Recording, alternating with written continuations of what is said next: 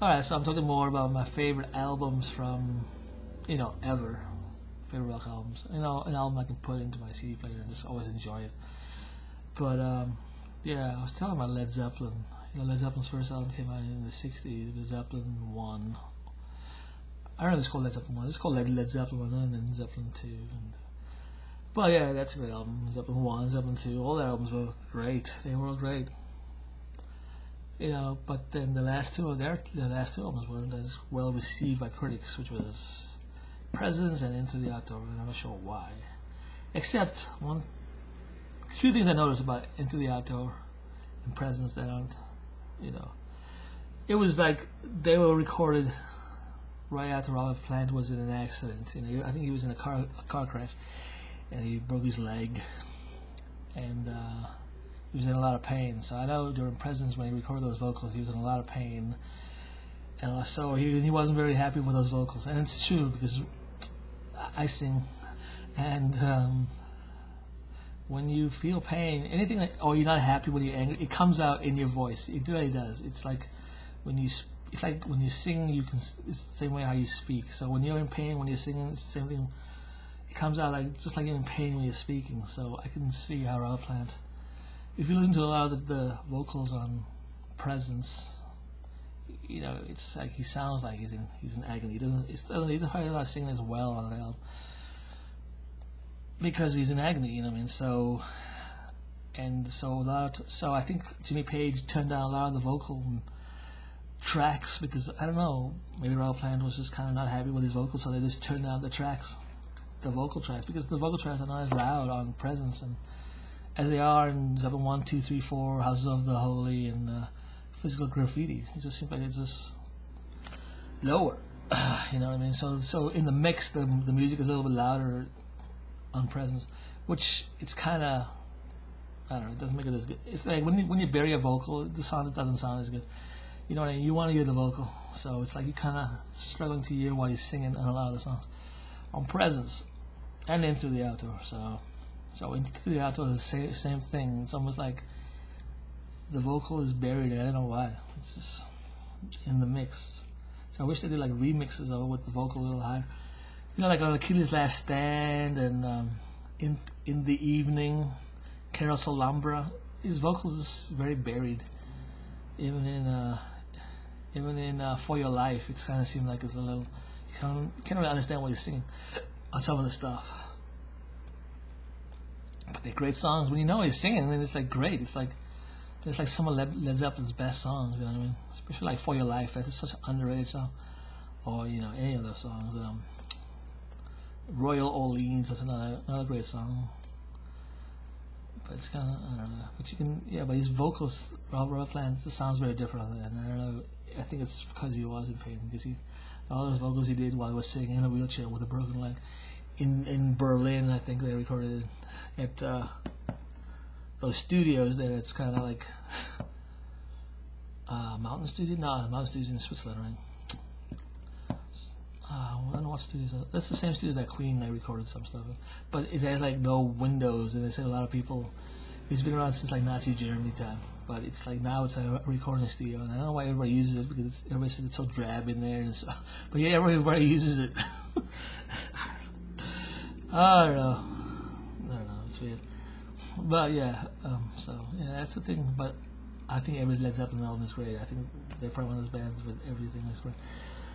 So yeah, so we're talking about Led Zeppelin. All their albums are like one of my favorites. Just like the Beatles, all their albums are my favorite. The Who, I like most of their albums. I wouldn't say I like every Who album. Like I said, I like Sell Out, Tommy, of course, The Who. Who's Next? I love Quadrophenia. That's a good album.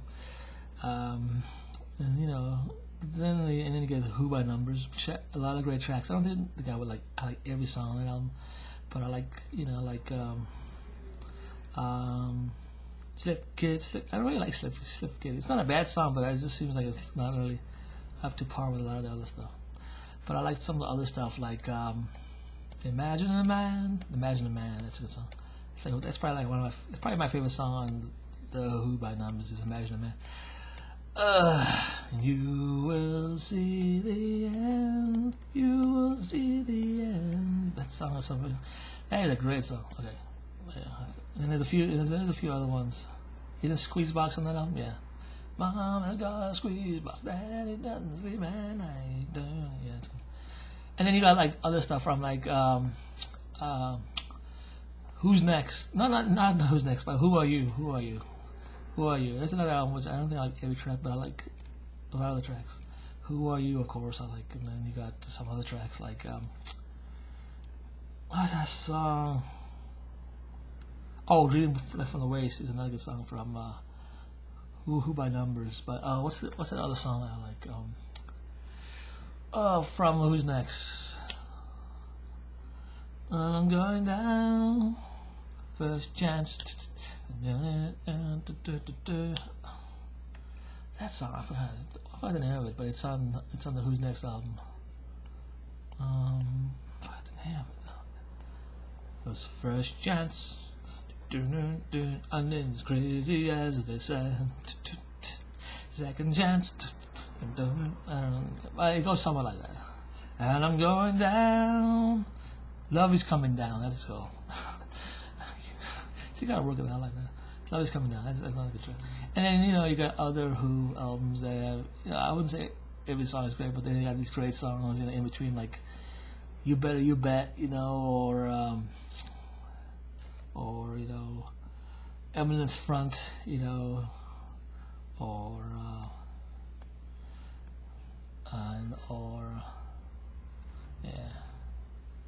some of that, Eminence Front is probably the best song from the 80s.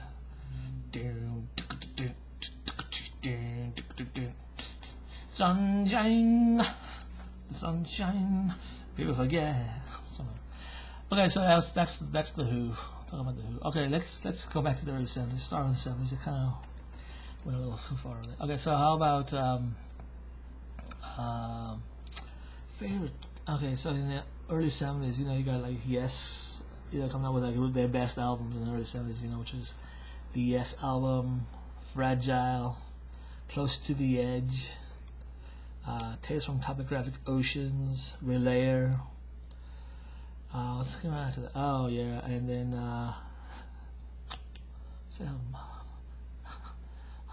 Going for the One. That's it.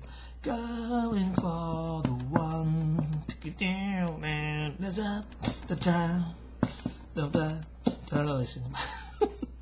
The touch. It's got a lot of words in there to try to listen. But yeah, that and Tomato. And I gotta admit, Tomato is like one of my favorite Yes albums. And people go, yeah, well, that was Yes not being as good as Yes normally. I think it's a great album. A lot of the songs are shorter, but it's still progressive, rocky. A lot of what's best is there, and and it's like, and, it's great. And Rick Wakeman is back on the keyboards on that album. They don't have Bill Bruford on there, but they got they got the other guy. They wanted to go over for him. Yeah, but he's on there. Don't want to play on John Lennon's Imagine. That's the same guy. He plays drums on Imagine. He also plays drums on that. For Yes, he became Yes's drummer in 1974. Yeah. So okay, so you got that. Yes, and you got you got Jethro Tull being pretty cool and great in the early 70s, like Aqualung and Thick as a Brick. Aqualung, Thick as a Brick. Great albums, probably two of my favorite albums of all time. Aqualung, Thick as a Brick. I don't really like A Passion Play and Minstrel from the Gallery. Those two albums they were well received by the critics, but I just don't like those two Jethro Tull albums. I've been trying to listen to them. It's just very kind of, I don't know. There's not really concise, strong structures in them. But yeah. So one of my favorites. I would say my 4 or 5 favorite Jethro Tull albums would be Aqualung, Thick as a Brick, War Child, Songs from the Wood, and Heavy Horses. Those are probably my 5 favorite Jethro Tull albums. All 5 really good albums. So if you want to get into Jethro Tull, buy any one of those or all 5 of those. So so that was great. And then who else is Rush? Rush was great in the 70s. Got 2112. That's probably the first Rush album I ever bought. So I didn't want to buy other Rush albums.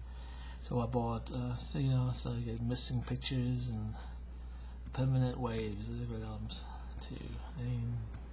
Then you get into 80s Rush with Moving Pictures, which I said, and then Signals. That was like what, 81 something, 81 or 82 it came out. I think.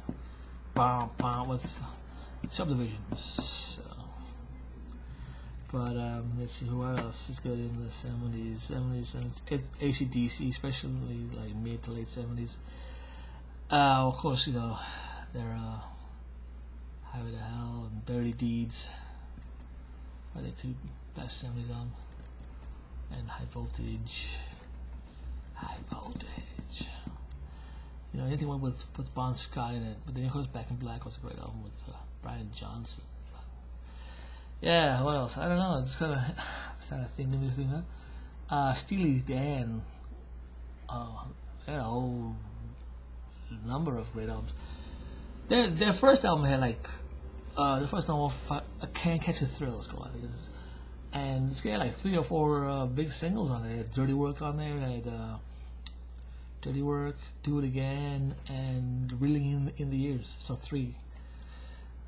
But it wasn't as well accepted by critics, even though they had like 3 really big singles. It wasn't like till the second album that they got critic favor. An album called Content Ecstasy, and then they had songs like on there the Boston Rag and Borzaba, and I think Show Biscuits is on there. That's a good song. Show Biscuits. I think that's on the second album. And Razor Boy. I think Razor Boy's on there. And will you still have a song to sing when the Razor Boy comes and takes your fancy things away? I love that line. Will you still have a song to sing when the Razor Boy comes and takes your fancy things away? Oh yeah, that's good. I love Steely Dan. So yeah, they did that one. And then after that, they did that. Another great album from them is Pretzel Logic, and that was their 3rd album. That's probably my favorite album. That was one of the first ones I heard as well. So I think Pretzel Logic was the first one that I heard from Steely Dan. And then Pretzel Logic, a lot of great tracks on it, like Charlie Freak and Night by Night, Ricky Knows That Number, Berrytown. What else on there? Pretzel Logic, the title track. I have never met Napoleon, but I plan to find the time. Yes, I've never met Napoleon, but I plan to find the time. It's like a little jazz blues kind of. So that's a good album. And then after that, it did an album called Katy Lied, which is I think the first album that Michael McDonald sang on. He was backing vocalist for Steely Dan for a little while, a couple albums.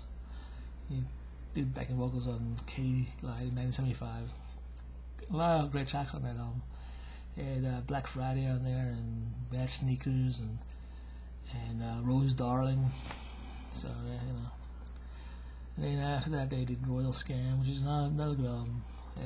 That album has Kid Charlemagne on it, which is a great track. That guitar solo, that's so great. Get along, Kid Charlemagne. Get along, Kid Charlemagne.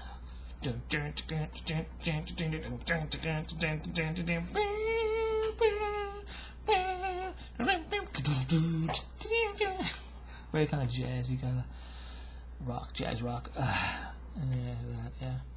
And Haitian Divorce is on that album.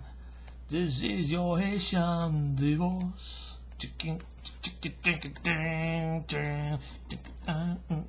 Little reggae number called Haitian Divorce, really good. And and then you got after that, and in 1977 they released on Asia, which is a lot of people consider their best, but I still think Pretzel Logic is, but Asia. That was like a lot of people consider their masterpiece. A lot of great tracks on there, like Black Cow and Peg.